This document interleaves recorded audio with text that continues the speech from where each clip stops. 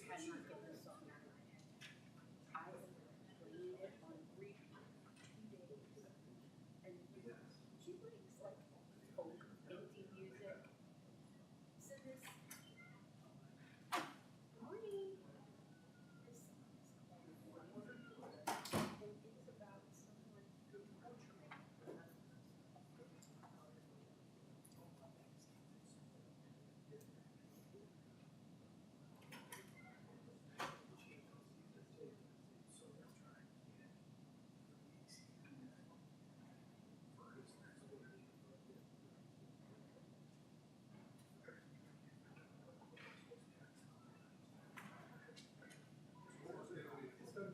Yeah, there's a sticker on it. Skip, she's got it.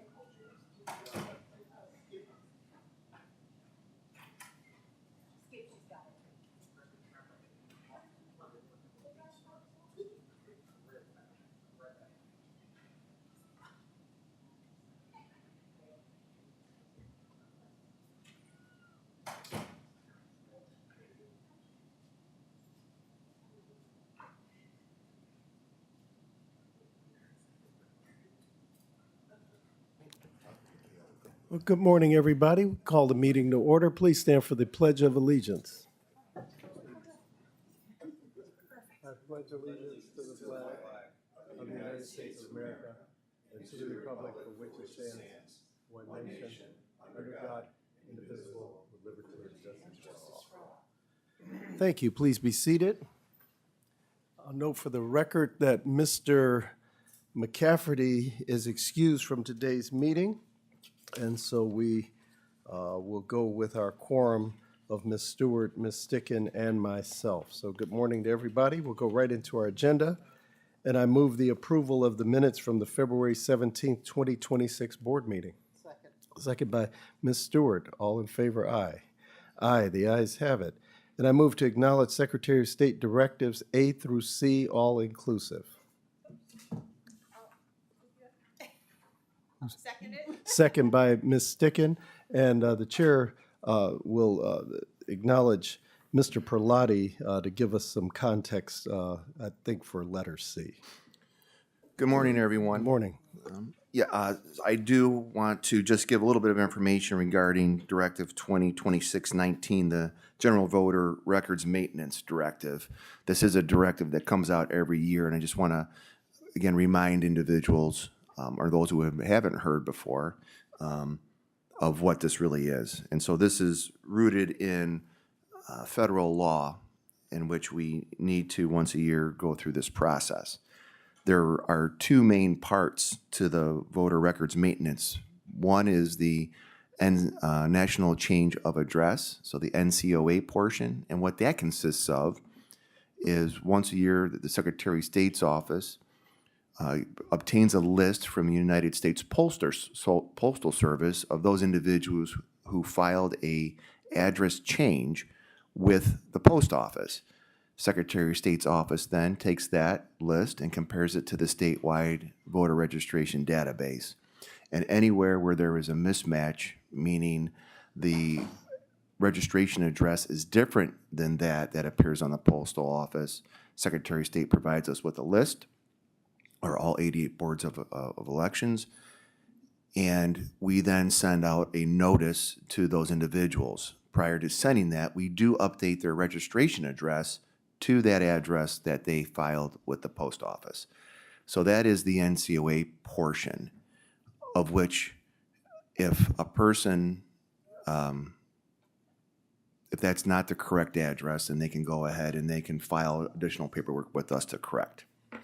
The other portion is the supplemental portion. And the supplemental portion is based on a 2-year look-back window for voter activity. And what that means is boards of elections, we go back in time 2 years, and we see, are there any registered voters who in that 2-year period have not engaged in activity, which means voted or signed a petition, updated their record with a registration card. We look for those items.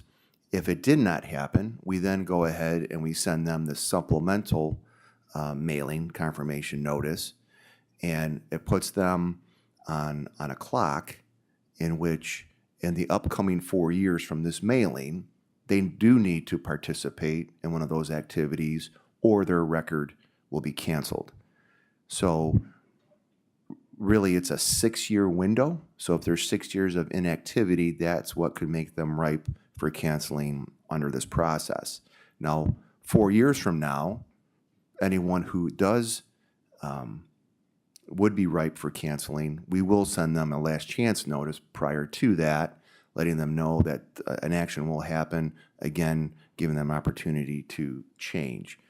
So that's what this directive is. No one is getting canceled today, tomorrow from this directive. This is the notice for what will happen potentially in 2030. And so there may be a cancellation this year, but that would be something from what happened in 2022. So again, it's a little bit, there's a couple pieces, a little confusing, and just wanted to make sure that everyone understands. We will be putting out in the mail. Now, I will say this is, we will be working turbo to get this done. Last year, we were able to get our mailings in the mail 4 weeks after the directive was issued, and they've given us about 2 weeks to do this. So Asani and his team are diligently working to pull the information together. They have identified about 45,000 total records that fall into these categories, about 30,000 supplemental and about 15,000 NCOA. But before he can go any further, the voter registration vendors, so us DIMs, they need to run scripts to be able to apply things to the database. We're going out to bid to get a vendor to do all this. So all this needs to happen in order for us to meet the deadlines of this directive. So we will do everything in our control to get it done, and then hopefully the third parties that are involved in this process will be able to swiftly work. So that's what that is. Again, this is nothing new, this directive. This is an annual thing that comes out. Okay, thank you, Director Perlotti. Any questions for our director? All right, hearing none, the motion is properly before us. All in favor, aye? Aye, the ayes have it. And the chair recognizes Ms. Tara Brown, Business Services. Morning, Ms. Brown. Good morning. Chair Brown, Manager of Business Services. I have 2 resolutions. The first one is for a 1-year contract renewal for our live election night reporting from Enhanced Voting. The current contract expires on May 31st, and it allows for 3 1-year renewals and 1 6-month. So this is the first 1-year renewal for a total amount not to exceed $29,925. The second resolution is for the annual service and maintenance costs for the OPEX machines. We have 10 Model 72 machines, and it's for a total amount not to exceed $27,021. Thank you, Ms. Brown. Any questions for Ms. Brown from the board? Okay, I move the approval of resolutions in agenda item 3A and B. Second by Ms. Stewart. All in favor, aye. The ayes have it. And on to candidate and petition services. I move to acknowledge the following resignations from and appointments to elected office. Chanel Elston, South Euclid City Council, Member of Council at Large. These are resignations. Justin Tisdale, South Euclid City Council, Member of Council at Large.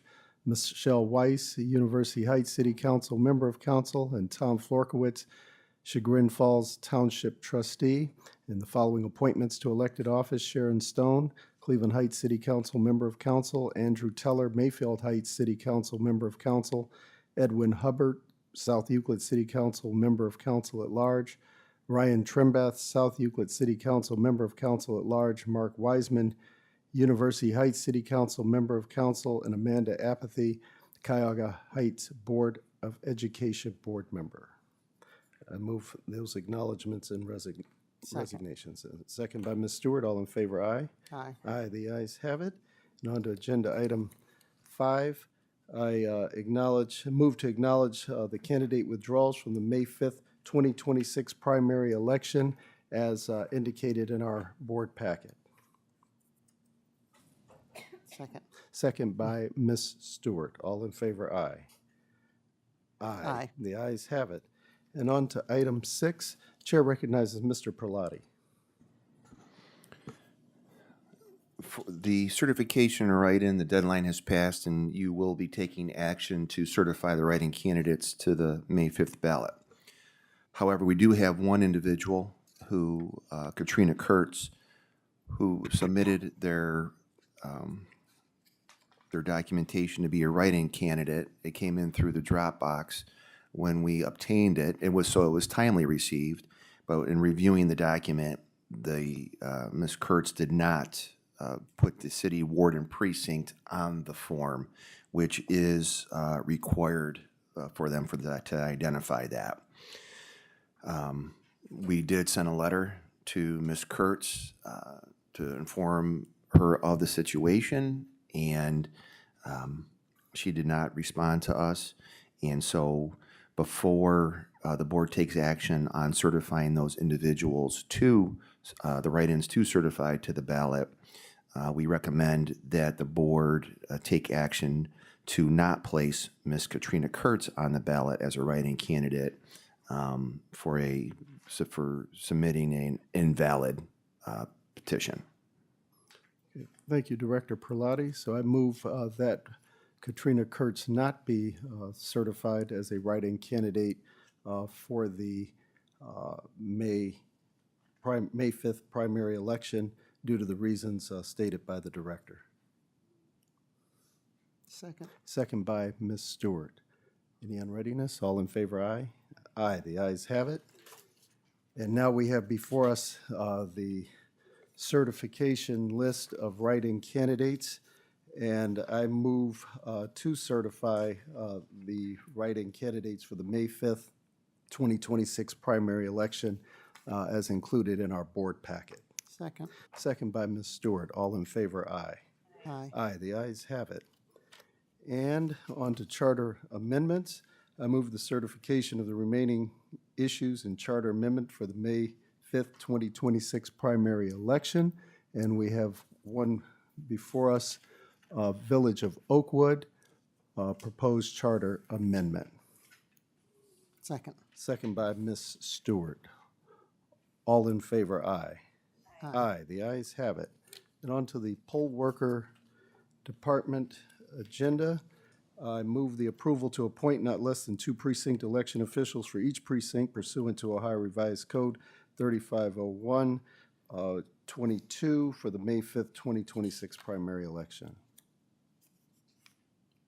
Second by Ms. Sticken. All in favor, aye. Aye. Aye, the ayes have it. On to our personnel agenda. I move to approve our personnel agenda for Connor McCullum, Systems Administrator, ISC, for continuing education, and also for the March 17th, 2026 St. Patrick's Day Parade will begin at 1:04 p.m. at the corner of 18th and Superior, right in front of our building. This is our first St. Patrick's Day in this building. And so because of the influx of traffic and vehicles, uniformed officers, local road closures, and resulting congestion around the building, the Board of Elections will be open to staff but closed to the public. So I do move our personnel agenda. Second. Second by Ms. Stewart. All in favor, aye. Aye. The ayes have it. And on to new business. Chair recognizes Mr. Peter James.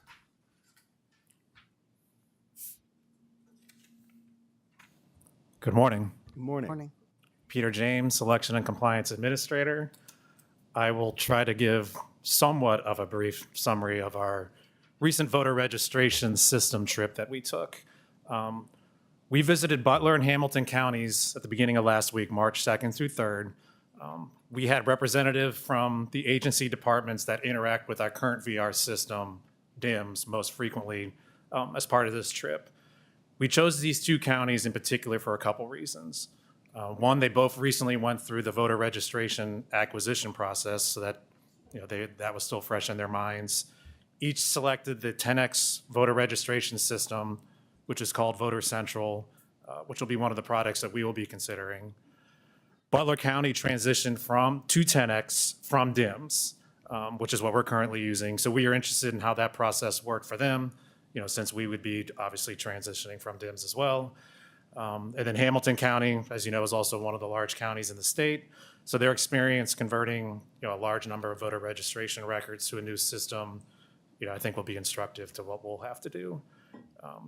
Some of the takeaways, I mean, this is, partly my opinion, but we had group discussions following our trip. So I think this is kind of mostly a consensus view of our group. Overall, both counties were mostly positive about the 10X VR system and do not regret selecting them. Butler County was not able to purchase the full suite of 10X products. Like 10X has a number of different modules, some of which we currently use, due to a cap of the amount of money they could spend for the voter registration. So they're still using some third-party applications to do some processes. Hamilton County, on the other hand, was able to purchase the full suite of 10X products. So pretty much everything that they're doing in election administration is using a 10X product. In terms of the selection process itself, I think Hamilton's going to be a better resource for Cuyahoga County. I mean, one, just because of the size that they have, but also when it comes to the process of selecting something, Butler County basically only had 10X to choose from. There was another smaller company that put in a bid, but it wasn't a real serious one, so there really was no competition for 10X in Butler County. Hamilton, on the other hand, there was 5 different counties that initially submitted a bid, and then eventually they worked their way down to 2 companies, 10X won, and this other company called Civics, which I don't believe currently has a presence in Ohio. I think the one takeaway that I definitely took, that I think we all did, is the migration of our existing data in records that we currently have in DIMS to whatever new system we get will probably be, one of the biggest challenges that will take place as part of this process. And so that'll be something, forefront of our mind as we're looking at, vendors, okay, which one, is going to be able to help us most seamlessly move, the vast number of voter registration records we currently have. Real quickly, positives that we took away from, talking to these counties. They think 10X system is easy to use and navigate, and staff are able to pick it up fairly quickly. 10X was, and in their opinion, continues to be very responsive to the needs of these 2 counties, both during the implementation and data transition and all the way up through to today. In the case of Hamilton, this was an interesting, real positive. They are using the 10X poll books, because they have 10X poll books as well, just like we do, in their early voting process. And those poll books can tie directly into the 10X voter registration system, which is what they have, which is a big positive in their opinion and not something we're currently able to do. Just, maybe slightly less positive, or just going in, because we have 10X poll books and a couple of their pieces of software that, we had a couple questions, I think, from our experience in terms of, how does a 10X product that they have, what is the speed like, and do they have any sort of issues when, 10X makes an upgrade to an existing product? And both those counties, said while they, there wasn't major problems, they both did kind of smile a little bit when we brought up, about the speed. I think acknowledging it, speed from time to time can be a little bit of an issue for them. And the same thing as well, that sometimes when an update is made by 10X, maybe some other thing somewhere else kind of, goes awry a little bit. But that's nothing, unexpected, and neither county, thought that was crippling or disqualifying. Next steps for us is, as I think we've said before, all voter registration systems now in the state of Ohio have to be certified. That wasn't the case previously, but now it is the case. Tony, Director Perlotti can speak to this better than me, but currently 10X product is the only one certified by the states. There should hopefully be other vendors coming in soon, including ES&S, which is our current vendor. I'm not sure, I would think within the next couple months that they will be in there to be approved. Cuyahoga County, obviously we want to, have at least 2 vendors to consider, if not potentially more. So hopefully other vendors do get in there and get certified. Over the next few months, we will be working with our business services department to create a request for proposal. Again, with the idea of maybe having this done here in the mid to late spring to be able to send out to vendors. And also the goal, as it's been this whole time, is to choose a vendor by the end of this calendar year, 2026, and be able to transition to a new product over the winter of 26, 27. But I do want to close with, I think, one of the valuable lessons we learned from talking to both counties and their experience with the transition is Butler County, they more or less just kind of flipped the switch. They went from the DIMS to the 10X system. And, as you do with anything, when you switch to something new, they had some, issues that came up and that sort of thing. Hamilton, I think, did it probably a better way. I think maybe something we're going to strongly consider in that when they first got their system, they still ran their next election on their previous voter registration system, their old current one, while simultaneously using the new 10X product, maybe not its full capacity, but putting it through its paces such that they were, learn things, establish some processes. So then when the next election came along, the 10X product, they kind of already had a decent sense of how that was going to work in a real, in a live election because they used it in a test environment. So I thought that was pretty instructive. Okay, that's my summary. If you have any questions. Thank you, Mr. James. Board members, any questions for Mr. James? All right. Well, thank you for that comprehensive report. We'll move forward. Okay, Director Perlotti.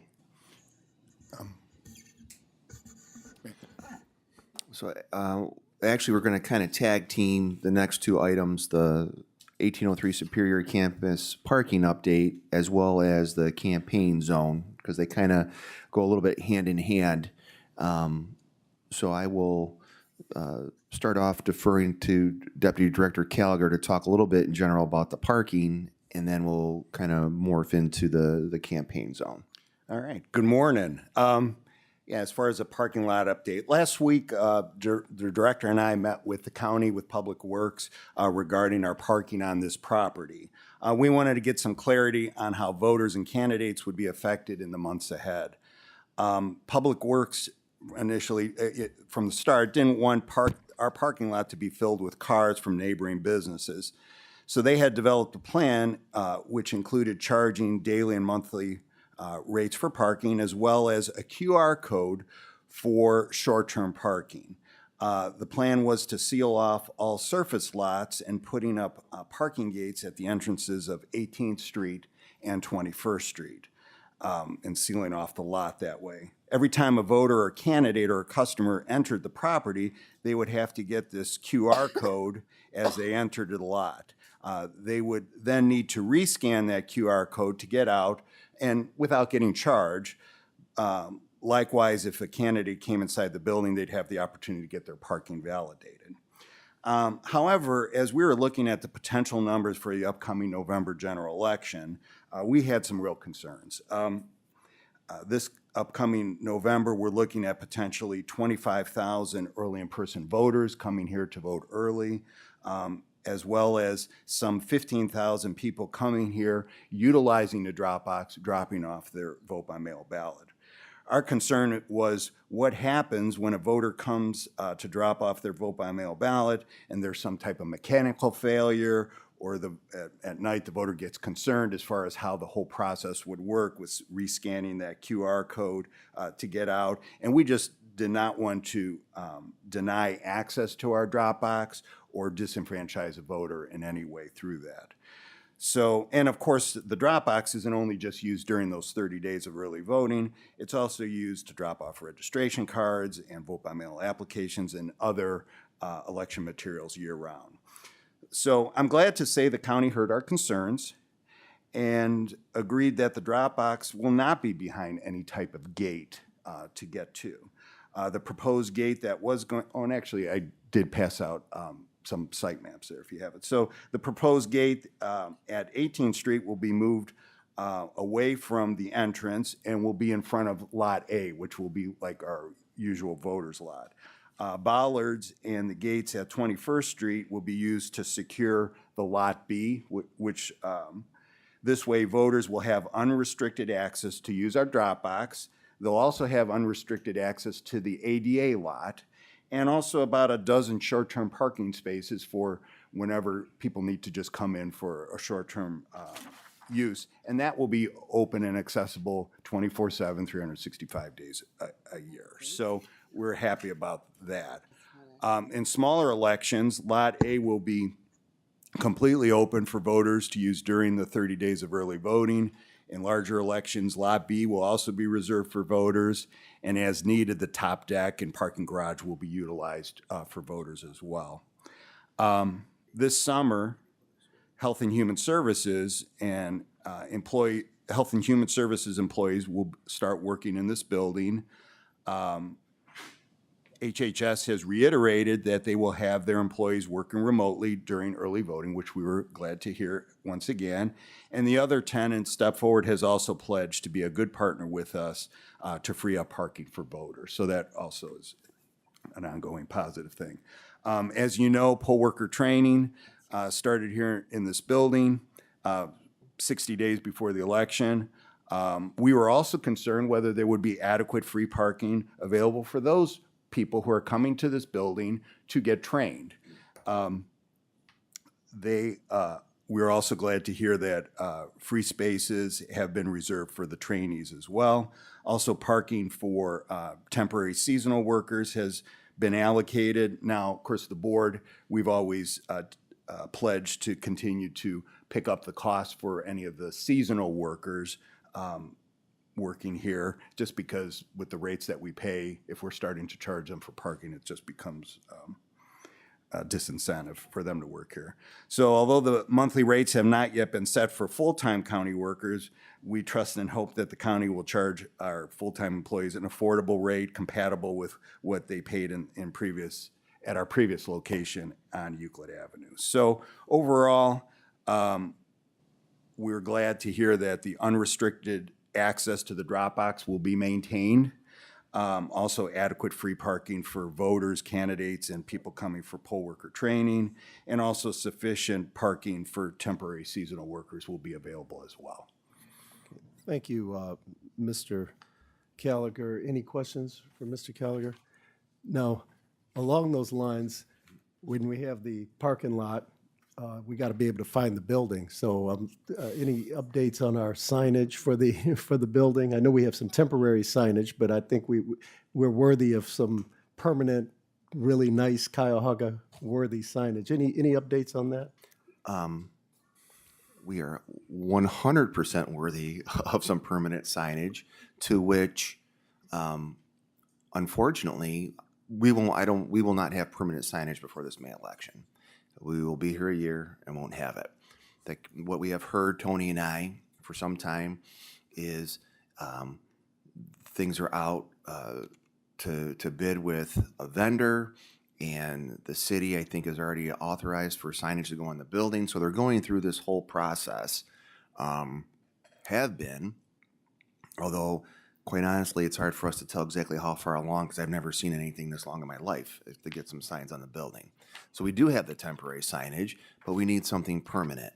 And I mean, Tony and I are going to work to try to get something temporary in front of the building that just says 1803 Superior, because there is no street address on the front of the building or anywhere else on this property except for a sign that's on the parking garage that actually says 1401 East 18th, which is nothing that we deal with.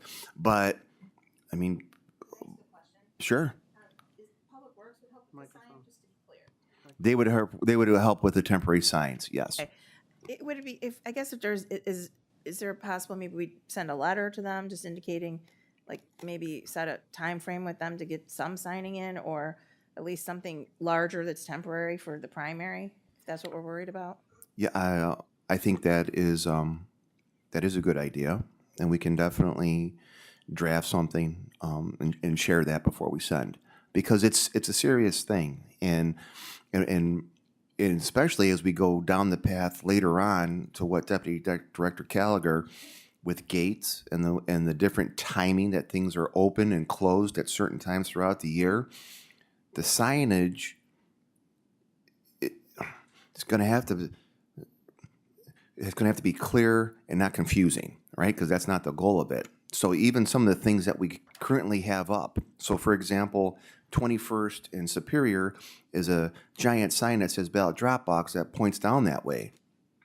You won't be able to have that sign up unless it's during the time in which we're in the early vote window, and even a sign that's mounted to the parking garage that says at the Rockwell entrance, ballot drop box. Again, we don't want to misinform people. So signing is critical. Signing is going to become so much more challenging to correctly implement with all these different barriers that we're putting in.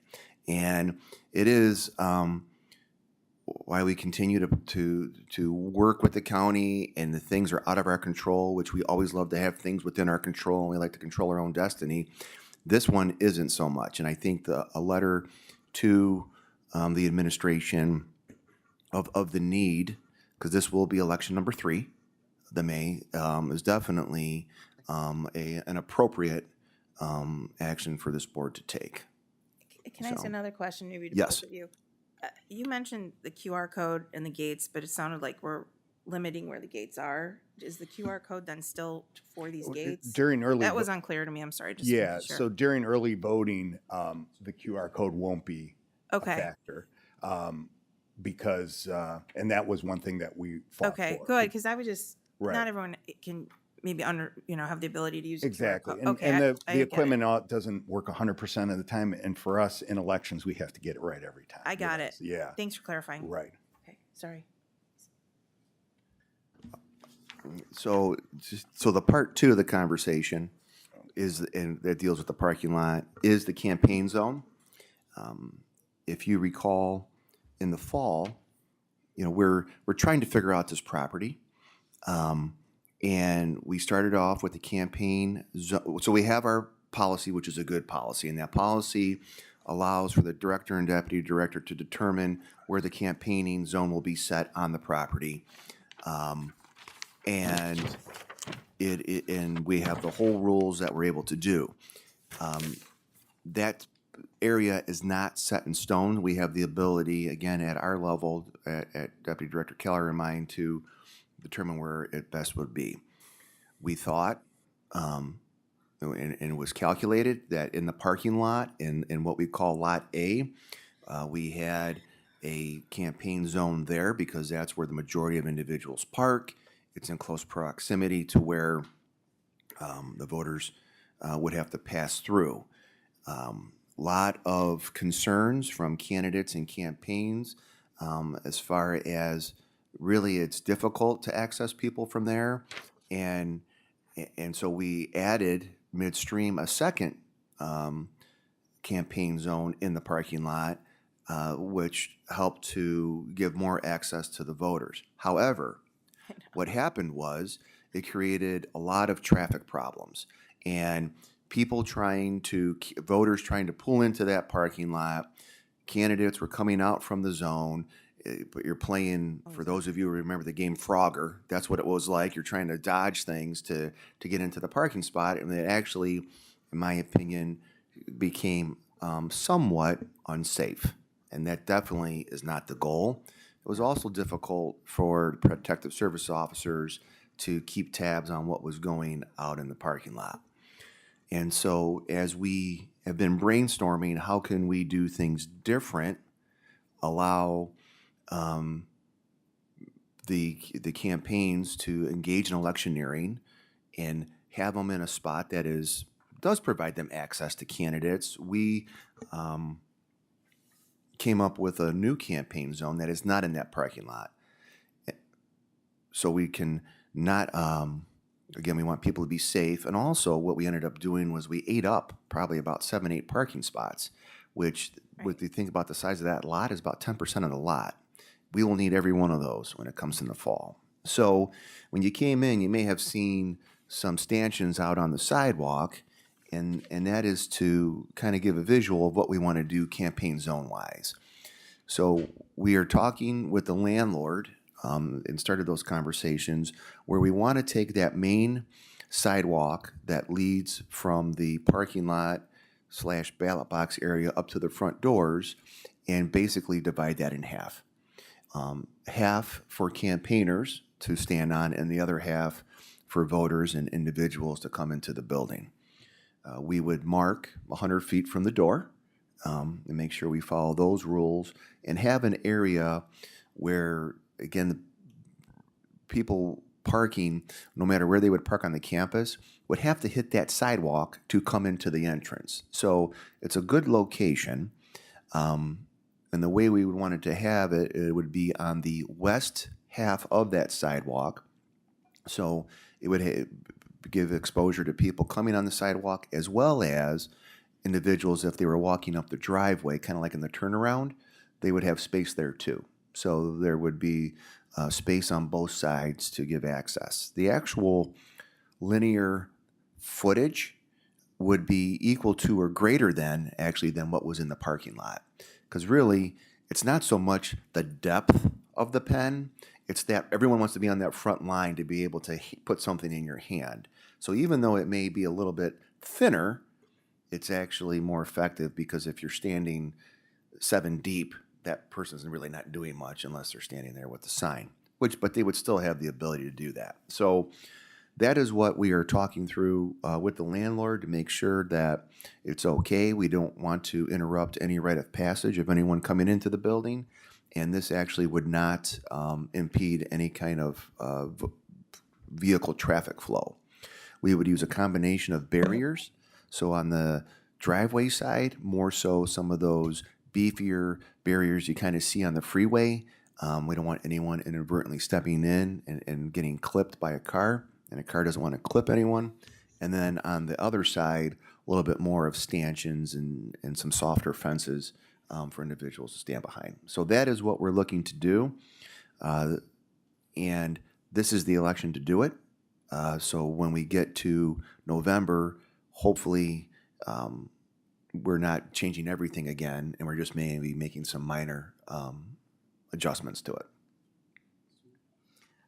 Since this is our first evenly year election in this building, is there any concern that this will be enough space for campaigners? May, but certainly in November. I think that's always a concern, and I think though, while electioneering is something that we don't want to discourage, we will make a space. It will be quite a bit of space there, Yes. but at the same time, we can only offer so much. And then they always have the ability to stand on the sidewalk. And if we go back to how we, at our old home at the Hughes building, I mean, it was, I think there's actually kind of some more space here. We're giving them, I think, more closer access to these individuals. Where at the other building, one, if anyone was coming into our parking lot, that car was within 100 feet. So the only way you were getting there is if you were physically stopping the car and getting them to put their window down. Mm-hmm. Here you have pedestrian traffic coming up into the building, which I think is a better exposure. And again, it's probably, I would say with both sides, you'd have a good 100 probably linear feet of line for people to stand. So the campaigns will tell you it's never enough. But we definitely want to provide them with that ability to do that, but we can only go so much. We can't go closer than 100 feet. We have to watch on actual driveways. We can't block that because then that gets into the fire department having issues. Mm-hmm. We can go back into the other parking lot, but what we found was multiple zones led to issues because conveniently people had to constantly go from zone A to zone B, meaning that, okay, I'm going to get this I'm going to time it. So while they're there, I have to walk across and try to get it and try to beat the system. But it also becomes dangerous and with the amount of cars. So I will probably get more complaints than high fives, but that's how it was at the other building too. So that's just the nature of the game. I guess my other comment or question on this is, this is kind of by many different driveways. The drop box is sort of close to it. Seems like a recurring problem has been blocking traffic or people, sort of leaving the designated area and wandering into other parts of the parking lot. And that's been historic even at our other building. And, a safety concern we've been discussing as well. I guess, what is the plans for that? Is there going to be more of a formal area? I mean, if they leave the area, I mean, that was always a problem because we'd have to have people from the building constantly going outside to monitor and, sort of discipline or instruct, the campaigners. I guess that would be my only comment. I think the proximity is good here, you know, in terms of access for the campaigners. But again, because it's by so many different driveways and the drop box itself, that would be my only concern. So what we would do is we would basically enclose all four sides Okay. with again barriers, stanchions, different types of gates to keep that there. So and it's easier for protective services to keep eyes on it. So with something like this, if we were to see people actually in the voter parking lot Yes. approaching voters, putting things on cars, that would be grounds for protective services to go, you're not in, it actually this defines a more clearer zone. Okay. Gives them the ability to go, you can't do that, please stop, or you'll be asked to leave the premises or go back in there. So I think it gives actually, in my head, a clearer defined area for them, where if you do see this going, if protective services sees it in other spots on the property, I think it's easier for them to control that. Okay. I think we'll learn some stuff. Obviously, as we do it, Yeah. we'll see. Yeah. That's okay. Yeah. I think the May primary will be a good learning experience for us. So hopefully it works the way that we're envisioning it. I gotcha. And I think what we would do, and we did this in the fall, is we did define some spots closer to 21st Street that were it was campaigning parking. So we did that for the first time in May of 24. Did it again in November of 24. We designated an actual parking spot. We did that for the fall of last year here. Because that's another concern is campaigners taking up all the voting parking. So we defined a spot where this is, you know, and once it's full, then you're on your own, but we're providing something for them.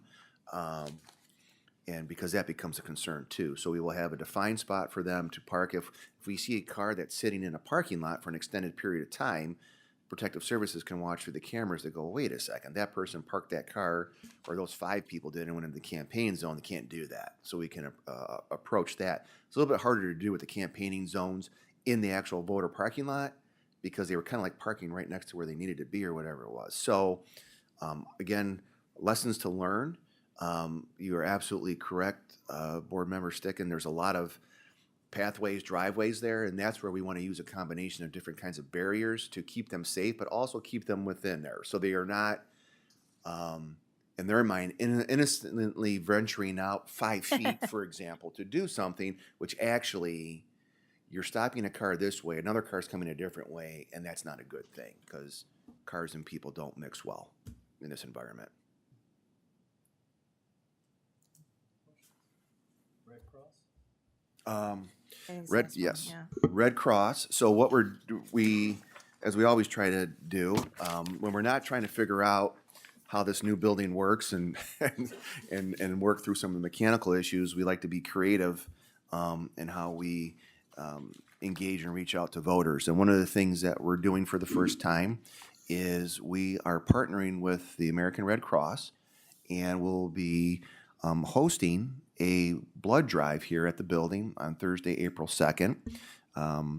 We had thought about doing something like this in the past, but we didn't have the space. Well, guess what we have here? Space.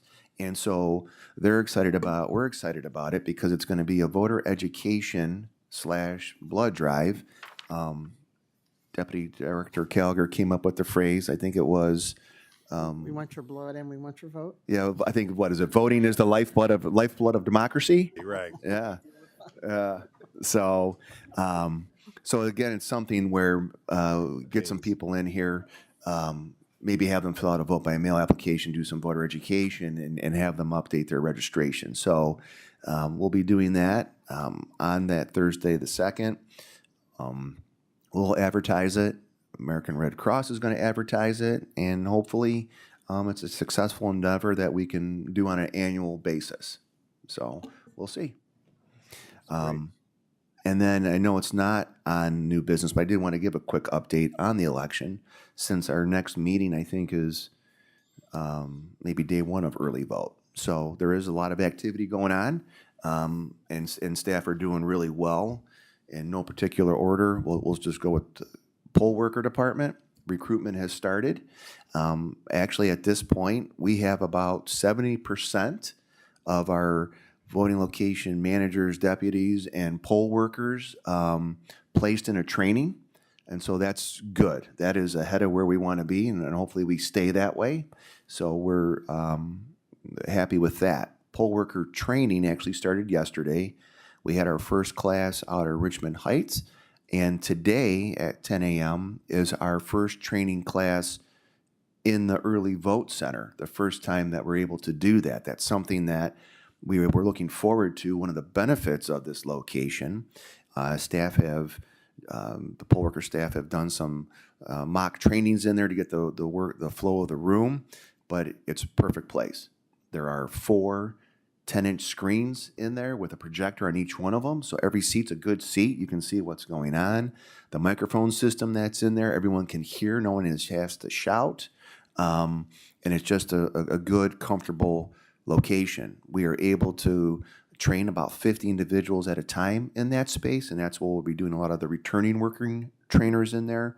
And so we're excited for that opportunity. Now, we'll only be able to do that for about a 3-week period, because then Becky and absentee get it all set up for early voting. But because of the way the building is set up, and that is kind of separate off to the side, staff are actually have the ability to do trainings again like 10 a.m. in the afternoon, at night, and it doesn't impact what we're doing on that side of the building, which is great. And as long as these parking gates aren't around or they work well, there's ample parking for the poll workers to come. So that's something that we're really excited about, and we'll continue to do that for the next few weeks. So poll worker is off to a good start. The ballot department, Brian and Steve and their team have been busy 6 days a week, extended hours during that, proofing the ballot. Proofing is going well. We will, as earlier in the meeting, you approved the Oakwood Charter Amendment. That was the last thing that came online and came in. So we could only go so far until we had that filed. The deadline was the 6th. Our hopes are by the end of the day Saturday, the ballot department will have clean rounds of proofing of the actual ballot language itself. But once the ballot language is done, that doesn't mean proofing's done. Then you get into different format rounds, reporting, proofing, and those things, and that continues, picks right back up on Monday and continues on. Now, next Wednesday is when we post our sample ballots for public view. We need to do that. And whenever we have precinct committee people on the ballot, it's a heavier undertaking for the ballot department, because we have to email all those candidates how they are going to appear on the ballot. So between the issues and the candidates, we're looking at about 1,000 different emails that they need to parse out, break out, and send out to these individuals. As always, they will do it correctly and do it on time. So we'll have that for Wednesday. Cuyahoga voting starts on Friday of next week on the 20th, and we can't send out any ballots until ballot has that proofed and everything is lining up for them to meet that deadline. So say your prayers, knock on wood, keep everything on task, and we are doing well with our ballot proofing. Speaking of Cuyahoga and absentee applications, we have received, it's a little over 2,000, it's 2,269 applications that are valid for absentee that we have data entered. There were about 400 bad applications, and as expected, the number one error in this election type is individuals not selecting a party type on their application. All of those applications, we do send them a letter with the clean application, letting them know what the issue was for them to hopefully complete that in return. Mike West and his team is getting ready to do a campaign on primaries and hit on this topic. And that will happen before the voter guides hit. The voter guide is supposed to go out, go in the mail, I think, on March 23rd. So then by the end of that week, the 26th, 27th, is when those hit mailboxes, and that's the number one trigger for individuals to reach out to us to request a vote by mail application. So that'll be coming in about 2 weeks. So we'll make sure before that hits that everybody understands. Make sure you select a party type for this primary. But we're absentee. Again, those numbers are not high, but nothing that it's alarming, because again, the voter guide is what will drive that when that happens. So that is for those things. Then, so proofing is going well, voter guide, and absentee as well. Poll worker is good. Our polling locations, we have locked all those in, so we're able to do all the things we need mechanically to prepare that. We do have some poll place changes, and we have sent letters out to those individuals who are impacted by a poll place change. Those changes will also be reflected on the voter guides that hit households. And when we get closer to Election Day, that's more so when we will talk with the media about those poll place changes. Because while everyone is getting noticed about it, right now our focus is registering to vote, get your registration updated, vote by mail, early in person voting. So, and then we'll shift to the other part. But things are going well. We're hitting all our marks. I will say, and we'll do voter education on this, there is not an issues-only ballot for everyone in the county. So there are no countywide, statewide issues. So there are 5 school questions on the ballot, and some of those school districts do go and bleed into a surrounding community. So you have those individuals who have an issue-only ballot. There are multiple local option, but that is an issue only for that specific precinct. And there are, like Oakwood has the charter amendment, and there is, I think, a tax levy in a community. So, you know, typically we educate people. You can always ask for an issues only. Not the case in this election. There are 3 party types. So we have a Republican, Democratic, but there also is Libertarian. And that Libertarian ballot type will be available in all precincts, because there are some statewide contests who have Libertarian candidates. So I think that's really, unless for questions, that was my update for the election. Thank you. Any questions for our director or deputy director? Well, thank you for those comprehensive reports. The chair has received 1 request for public comment, and the chair recognizes Mr. Mikhail Alterman.